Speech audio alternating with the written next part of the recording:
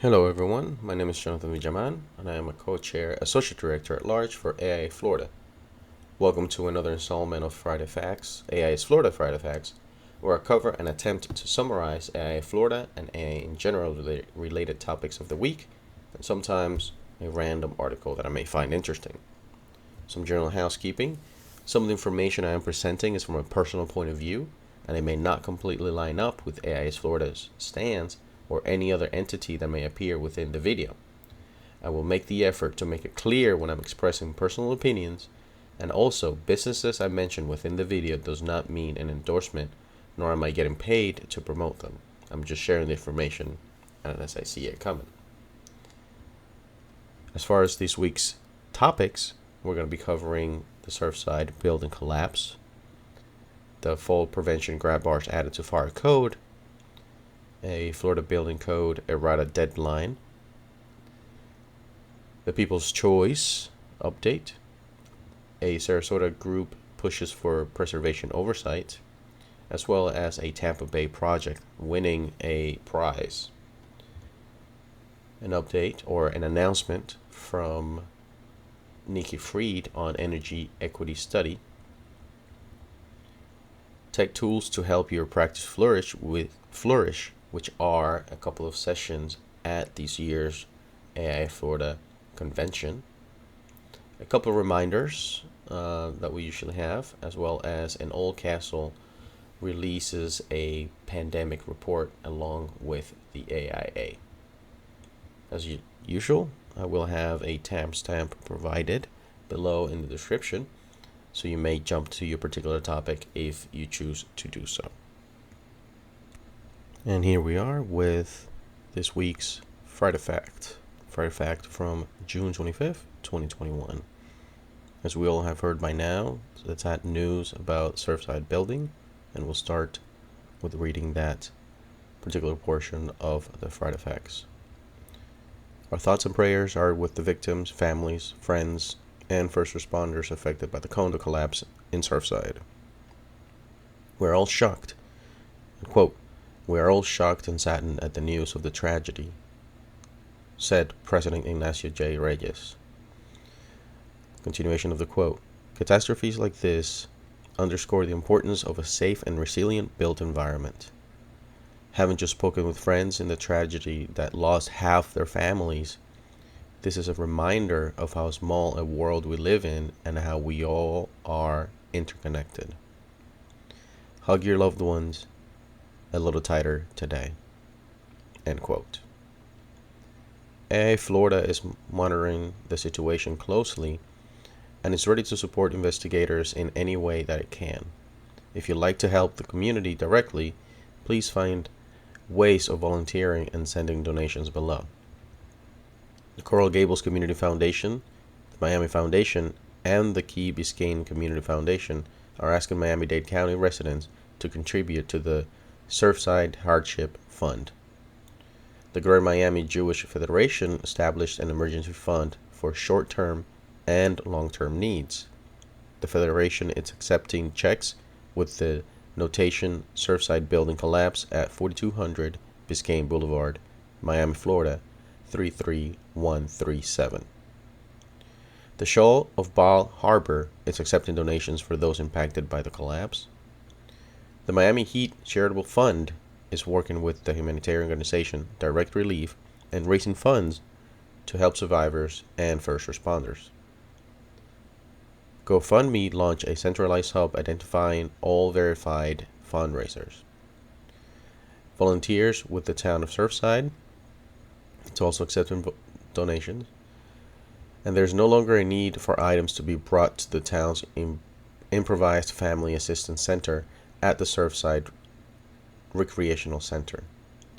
Officials said they will advise if more physical donations are needed in the future, but they are requesting people no longer come there with donations.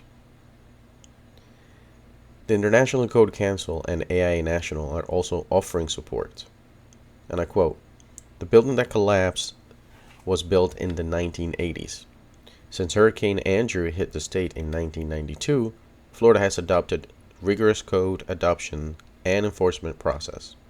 In fact, Florida has one of the strongest building codes in the U.S., which is based on the international codes. As noted in the Insurance Institute for Business and Home Safety's rating, the state's 2021 report, Florida is ranked number 1 among the 18 states along the Atlantic and Gulf coasts for building code adoption, enforcement, and contractor licenses. The ICC said in an email, to continue that quote, "In times like this, we are reminded of the vital role building safety professionals play in making sure these incidents are rare while ensuring safe and sustainable communities. Together, we will help Florida recover, and we will look to the lessons of the past to help us prepare for a better future." End quote by Peter Exley, FAIA president of AIA National, said its board is also monitoring the events in Surfside. And another quote, it's on behalf of all the AIA board, I wish to send the support of everyone in the AIA family to AIA Miami, AIA Florida, and especially to those affected by the tragic event at the Chaplain Towers, he said.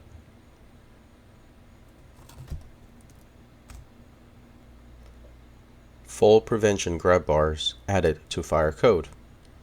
AIA Florida members should be aware that in Chapter 24 of the latest edition of the Florida Fire Prevention Code, criteria for bathtub and shower grab bars have been added, which are then referenced by numerous occupancy chapters. These grab bars are intended for all prevention and are a separate requirement beyond the ADA and the Florida Accessibility Code. Please refer to the particular occupancy or occupancies you are dealing with on a project to verify if the grab bars are indeed required.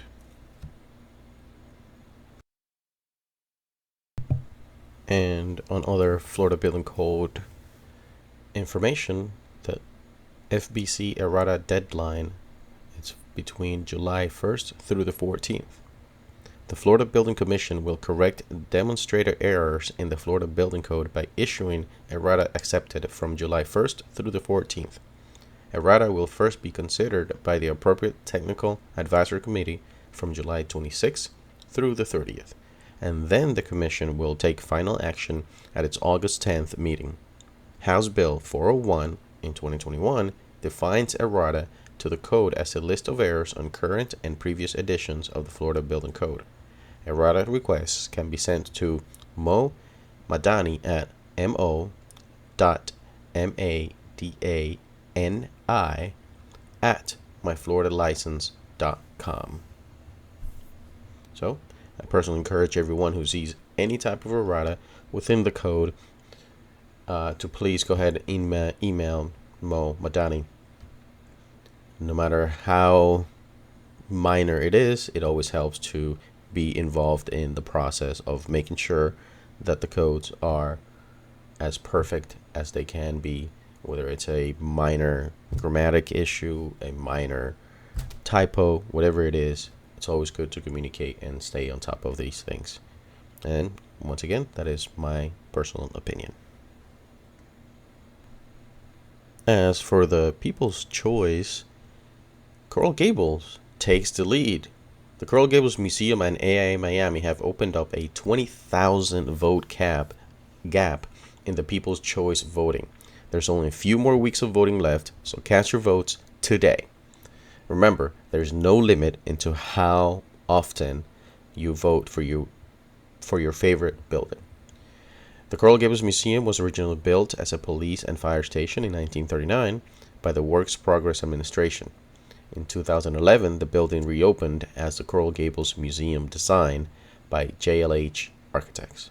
Once again, follow the links below provided, cast your votes, take a few minutes during your lunch break or on your way home or your way to work or while listening to this, and go ahead and vote for your favorite building.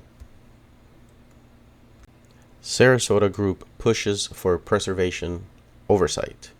The Sarasota Alliance for Historic Preservation is asking for more communication between the city's Historic Preservation Board, City of Sarasota staff, and residents to prevent sites like the recently demolished McClellan Park School from slipping through the cracks.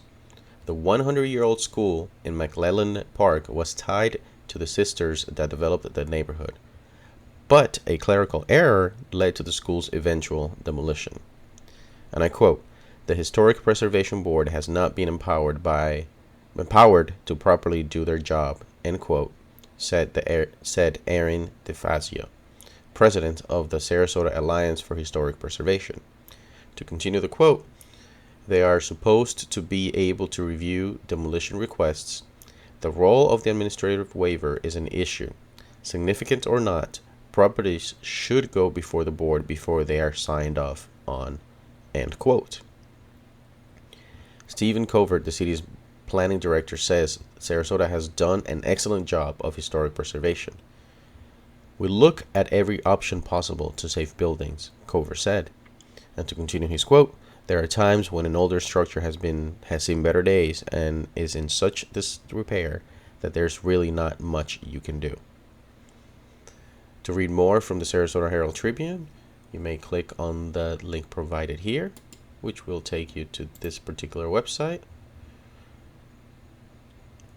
Once again, links will continue to be provided in the description below if you'd like to learn more about this particular topic. Sorry for all the ads there popping up, but it is a screen share after all. And there might be a way to avoid that, but I will be looking into that. Anyways, we'll move on to the next topic. Tampa Bay Project wins LafargeHolcim Prize. I hope I'm pronouncing that prize correctly. Performative Landscapes, a contextual reconversion of an industrial site on Tampa Bay by Samuel Clovis, AIA, won the third prize and $15,000 in the LafargeHolcim Next Generation Awards. The awards recognize the visionary concepts and bold ideas of young professionals and students to address fundamental issues and challenges. More than 4,000 projects from 134 countries were submitted. Projects were evaluated on target issues that the LafargeHolcim Foundation assesses sustainability. They are progress, people, planet, prosperity, and peace. Once again, this shows the great work that all the membership is doing out there, and we always strive to look for opportunities to showcase the great work that the community is doing. And we encourage everyone to once again submit their projects to the AIA or, research commentary to the magazine where we get to share it. That's a bit of an early reminder, but at any point that I get the chance to do so, I like to take it. Fried announces energy equity study. Florida Agricultural Commissioner and gubernatorial candidate Nikki Fried announced Florida's first ever statewide study of energy equity. And I quote, "To help those who need it the most, we need to understand the systemic inequalities, the barriers and disparities, and all the factors that keep vulnerable communities trapped in a cycle of energy efficiency and higher energy costs," Nikki Fried said. Research has shown that low-income Black and Hispanic households face energy burden that can be 3 times higher than other households because of energy inefficient appliances, insulation, and the weather. Additional research proposals are due on July 21st. Tech tools to help your practice flourish. The future of architecture practice is now. Learn how virtual reality and augmented reality can transform your work at these 2 sessions. Session Q, Immersive Design with VR and AR for Architecture. This session will review specific case studies and look at how the integrated immersive technologies throughout the life cycle of the firm's projects, including sharing advantages and lessons learned. On Session T, as in Tom, Experimental Design, the Future of Architecture, in this session takes a deep dive on how augmented and virtual reality, AR or VR, are being leveraged by industry-leading architecture firms to transform their design processes. As a quick reminder on this, today is the last day to reserve, or actually I should rephrase that, Friday, June the 25th, was the last day to reserve your hotel room at $169 group rate for the AIA Florida Convention and Trade Show at the Hilton Bonnet Creek. So if you did not book it by then or are planning on going, it may be too late when you're listening to this particular video. As far as the two sessions, my personal opinion on this is that these two might be really great introduction if you are hesitant about how to potentially use these technologies and how it may apply to your particular firm. My personal belief on this is that any firm of any size can benefit from dipping their toes into this particular technology if they are looking for longevity and to increase the quality of work that they deliver to the client. There's a wide range of resources out there for a wide range of quality options, to where it may not always be prohibitively expensive for any firm size to experience on this, particularly if you're looking at young graduates or recent graduates. They are more open to technologies like this. They will be more savvy in being able to pick these things up and increase the level of service that you may provide to your clients. As many of us know, clients don't always understand plans, and so any visual cues or any visual 3D assisted technology can help them really visualize a little bit better what their spaces start to look for. And they do not have to be necessarily photorealistic, as long as there's that communication of what the purpose is for a particular tool that you're using. But anyways, I won't bother you with any more of that. I just strongly encourage anyone and everyone to consider VR and AR technologies when designing for their clients. AIA and Oldcastle Building Envelope released a report Wednesday that looks at the impact of COVID-19 pandemic on design firm business conditions. And I quote, "Growing concerns over building design from the pandemic and public awareness of the health risks will continue to drive the refurbishment, expansion, and remodeling markets throughout 2021, said AIA EVP Chief Executive Officer Robert Ivy, FAIA. And I quote, "As the end of the COVID-19 crisis comes slowly into view, it is clear that the pandemic-induced recession created two contrasting economic realities, a strong residential market and a weakened non-residential market," to end quote. Demand for design services and construction activity decreased during 2020, but other design and construction sectors accelerating existing trends and even created positive business for some architects, depending on their focus. According to the report, business opportunities and sustainability trends amidst a pandemic, the impact on commercial and institutional non-residential projects was especially negative, while demand for architectural services on single-family homes projects increased. Put a little bit of my personal experience here. I work for mostly a residential firm, and I can attest to that in our personal professional experience. Anyways, back to the Friday Facts. The report also found that while clients engaged less on sustainability issues during the pandemic, architects working on sustainable projects were not negatively impacted by the pandemic. And I quote, "We were pleased to join AIA to support this important research as it uncovers our current uncertain landscape while also demonstrating a continued commitment to sustainability," end quote, said Oldcastle Building Envelope President Liz Haggerty. And I quote, "It was encouraging to learn that a majority of architects, almost 80%, are finding clients willing to invest in buildings that lead to a better occupant health and productivity." To read the report, once you click on that link, it'll take you to the AIA National's website. Give a quick sort of preview, and you can get your free copy of the report by following this Get Your Copy link, which will then open this particular website, and I'll leave a link to both. And then from here, you can start filling all the information that you need click submit, get your report, get your information there as needed. And to start closing out these Friday Facts, a couple of reminders as of recently. It's the Foundation for Architecture raffle. I've spoken with this in the past couple of Friday Facts. I'll just leave a link to the buy tickets website, if you will.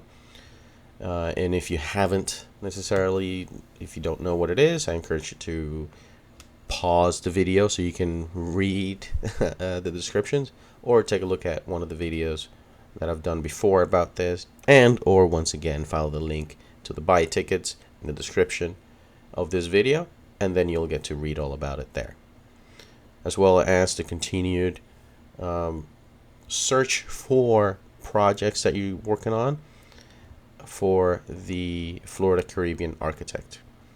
Any projects are welcome, even though the focus is on sustainability for the winter issue, and any other topics that you may want to cover and or communicate to us and to the community at large. To close out this AIA Florida's Friday Facts, we're going to take a quick peek at the calendar. Not much has changed towards this end of the month, and we have 3 events on Tuesday the 29th. One for AIA Jacksonville, which is a chapter program, AIA Fort Lauderdale, a lunch and learn, and AIA's Florida Northwest FEMA flood map update.